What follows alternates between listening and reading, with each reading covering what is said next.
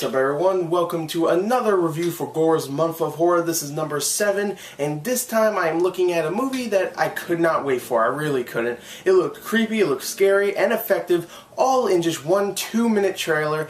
I couldn't wait for it. And of course that movie is Here Comes the Boom, starring Kevin James. No, I'm just kidding. Of course, that movie scares me in a completely different way. But no, Sinister. Of course I'm talking about Sinister. And I couldn't wait to see this film. And also, I don't know of the man. I mean, I know of the man, but I do not know him personally. But I do know of the writer, C. Robert Cargill, or Carlisle on Spill.com, which I always thought Spill is, one of those sites that I always listen to movie reviews to because they're informative and they're freaking hilarious. I love them. That's what should go together. They should go together nicely, mix very nicely. It shouldn't just be overly funny or overly critical. It should be funny and critical, and that's what I love about Spill.com. And I thought he was one of my favorite cast members on Spill. But of course, he's not there anymore because he's a screenwriter and he's writing an Ethan Hawke movie.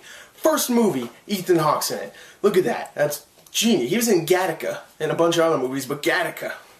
That's a good movie. So anyway, let's talk about it with, of course, the story. So the story for Sinister follows Ellison Oswalt, played, of course, by Ethan Hawke, and his family, who are just moving into a brand new house, which, come on, there's so many horror films where a nice white family is moving into a new house and spooky stuff happens, but this one's a little different because he's a writer, like I said, and, did I say it? Well, he's a writer anyway, and he's looking for his next true crime novel that he can write because he's a true crime novelist and he hasn't had a new good story to write about for years. I think about 10 years they say, so he really wants to find a new one. And this house they're moving into, guess what? There was a true crime that happened there not too long ago and he could write about it. There's some stuff with the family, of course, some drama here and there, a lot of horror films need that family drama, which is fine, I like that.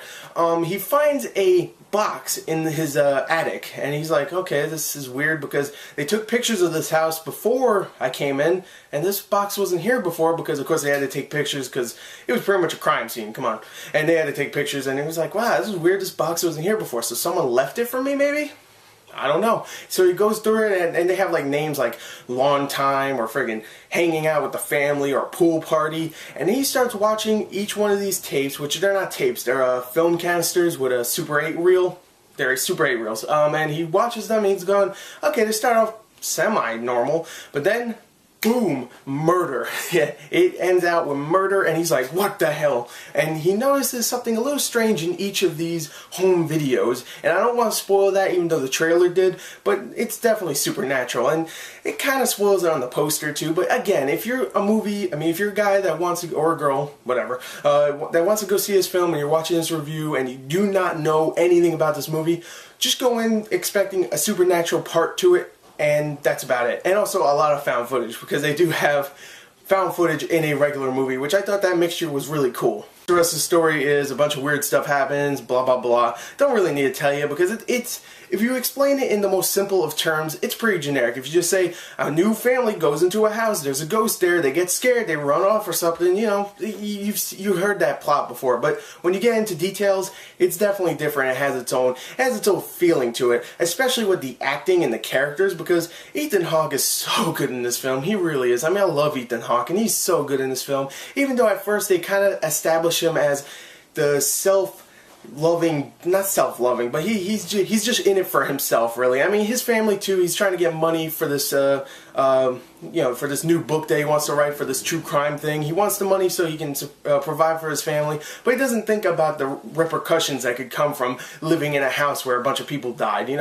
It could screw up his kids or something, but he doesn't think about that. He just wants money, so of course they can live a happy life. But even when you have that, he's still a very likable character. He does a great job in this film. I just think he's fantastic in here and you really care about him, and including the kids, and because he has 2 kids, and his wife, you do care about them too, and Ethan Hawke does a great job along with them too. And some of the side characters, like they introduce a deputy in this film who becomes like Ethan Hawke's like sidekick in a way, which I thought was very strange, but they introduce it very well at first. He becomes the the comedic sidekick, but then later on he becomes his own too, which I thought was really cool. And for the most part I just thought all the other side characters were really good, which there's not that many, but for the most part I just thought the acting was great, the characters are very memorable, and of course you have to get into that scary part.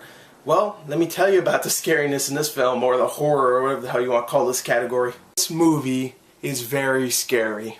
And that's a great thing to say about a horror film, because there's so many movies that came out this year that were horror films. Two I'm thinking of right now, Apparition and Possession. Even though I kind of like Possession, I thought the Apparition completely devoid of scares, and Possession was, had its moments, but for the most part those two did fail on the scale, the scare portions, of course. But this movie definitely gets you, because it starts off creepy and things jump out at you and stuff. There's some jump scares there which are really paced well and are very effective, but it builds up the tension into a climax that's like, wow, that is creepy as all hell. It is. And it's a very scary and very effective horror film because of that. I don't even want to spoil that many things. Hell, I don't even want to spoil the whole supernatural portion of the film, even though they kind of spoil it on the poster anyway. But still, just in case you're watching this and you don't know anything about this film, don't read about it anywhere else. Don't read a review, because they might, spoil something. Well, not really spoil, but they might read the synopsis to you. Just go into this expecting just another horror film, and you're going to get some great written characters, some really good scares, some damn good direction from Scott Derrickson, who I don't think is the best director out there. He did the Exorcism of Emily Rose, and he did that Day of the Earth Stood Still remake. And I don't think he's a great director, but here he does a damn good job directing everything. And of course, C. Robert Cargill.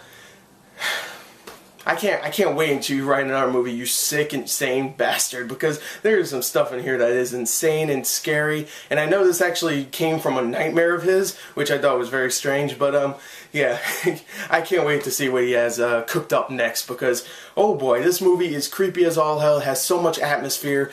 I can't wait to see what he has, up his sleeve next time. Overall, I think Sinister is a great, great film. If I had to say any problems with it, is that I would say a couple of scares don't scare me as much as other scares in the movie, so it kind of drops it down, just because I'm like, oh, that was scary, and this one was kind of scary. It could have been better, in a way, but that's the only complaint. So I'm going to give this a 38 out of a 40. I think this is probably one of the best horror films in the last few years. Definitely go check it out. It scared the shit out of me, and I'm going to have a hard time sleeping. And I'm a big man. So anyway, there you go. There's a 38 out of a 40. Good job, everybody that made it. Ethan Hawke, you're amazing. I love you. You're great. And of course, Carlisle from Spill and Scott Derrickson. And I'm just going to end the review. Thank you and goodbye.